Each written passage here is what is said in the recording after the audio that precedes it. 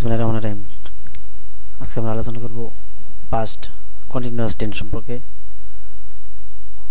Past continuous tense definition হচ্ছে ভার্বের কোনো কাজ অতীতে কিছু সময় ধরে চলছিল, এরকম বোঝাতে পাস্ট কন্টিনিউয়াস টেন্স হয়। আমরা এটা চিনব কীভাবে? বাংলা বাক্যের ক্রিয়াপদের শেষে ছিলাম, ছিল, ছিলেন, তেছিলাম, তেছিলেন, তেছিলে, তেছিল, ছিল, ছিলেন, ছিলাম ইত্যাদি যে কোনো একটা যোগ থাকবে। আর তাহলে আমরা বুঝে নেব যে এটা একটা পাস্ট কন্টিনিউয়াস টেন্স, পাশাপাশি একটা কাজ কিছু সময় ধরে চলছিল। যেমন ধরো এখানে তেছিলাম, তেছিলেন এবং তেছিল বা তেছিল, এই যে তেছিলাম, তেছিলেন, তেছিলে বা তেছিল কথাগুলো হলো সাধুরীতিতে বলা আছে। এগুলো হলো সাধুরীতিতে ছিল। যদিও আমরা এখন সাধুরীতিতে কথা বলি না, তারপর বোঝানোর স্বার্থে আমরা এখানে সাধুরীতির বেশ কয়েকটা চিনিবার উপায় এখানে আমরা দিয়ে দিলাম। অবশ্যই গঠন হচ্ছে সাবজেক্ট প্লাস ওয়াজ ওয়্যার। আমরা জানি প্রেজেন্ট কন্টিনিউয়াস কন্টিনিউয়াসের সাথে সব কন্টিনিউয়াসের সাথে একটা সাদৃশ্যপূর্ণ ব্যাপার স্যাপার আছে। যেমন প্রেজেন্ট কন্টিনিউয়াস, পাস্ট কন্টিনিউয়াস এবং future continuous. All kinds of continuous we have to use ING, এবং আইএনজি যখনই আমরা ইউজ করবো তখনই ভার্বটা অবশ্যই প্রেজেন্ট ফর্মে চলে আসবে, অবশ্যই ডেফিনেটলি প্রেজেন্ট ফর্মে চলে আসবে। তাহলে এখানে কি হচ্ছে subject plus was were plus present form of verb, মানে ভার্বের one plus ING plus object. এখানে আমরা এক্সাম্পল দিতে পারি, যেমন Roxy was standing in the rain. Roxy বৃষ্টির ভিতরে দাঁড়িয়েছিল।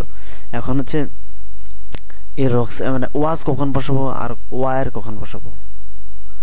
ওয়ার এবং ওয়াজ দুটোই অক্সিলারি ভার্ব এখানে আছে, কিন্তু was just third person singular number হলে আমরা ওয়াজ ব্যবহার করবো, আর সব ক্ষেত্রে ওয়ার ব্যবহার করবো। Third person singular number, just singular number.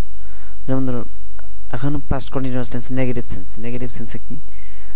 Negative sense মানে নেগেটিভ নাবোধক। যেমন subject plus was were plus not plus present form of verb, ওই প্লাস আইএনজি প্লাস অবজেক্ট। যেমন I was not looking at the sky, he was not catching fish in the river, you are not playing in the field. এবং first continuous টেন্সে interrogative sense আছে। Interrogative মানেই auxiliary ভার্বগুলো সামনে চলে আসবে। Interrogative মানেই auxiliary verb সামনে চলে আসবে। যেমন was were plus subject plus present form of verb ING plus object plus প্রশ্নবোধক চিহ্ন।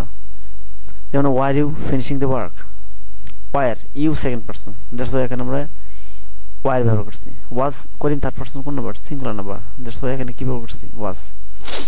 তো Karim was Karim playing football, was I catching fish in the river, আমি was I catching fish in the river, এটা হলো ইন্টারোগেটিভ সেন্সে আছে। এখন interrogative সেন্সে আছে। তো বন্ধুরা, পাস্ট কন্টিনিউয়াস টেন্স ইনশাল্লাহ আমাদের আর কোনো সমস্যা হওয়ার কথা না। তো নেক্সট টাইম আমরা আরেকটা টেন্স নিয়ে আলোচনা করবো, পাস্ট পারফেক্ট টেন্স নিয়ে আলোচনা করবো, অত্যন্ত গুরুত্বপূর্ণ একটা টেন্স। তো এখন সবচেয়ে ইম্পর্টেন্ট বিষয় হচ্ছে টেন্সের জগতে সব টেন্সের গুরুত্ব সব ক্ষেত্রে সমান তা কিন্তু না।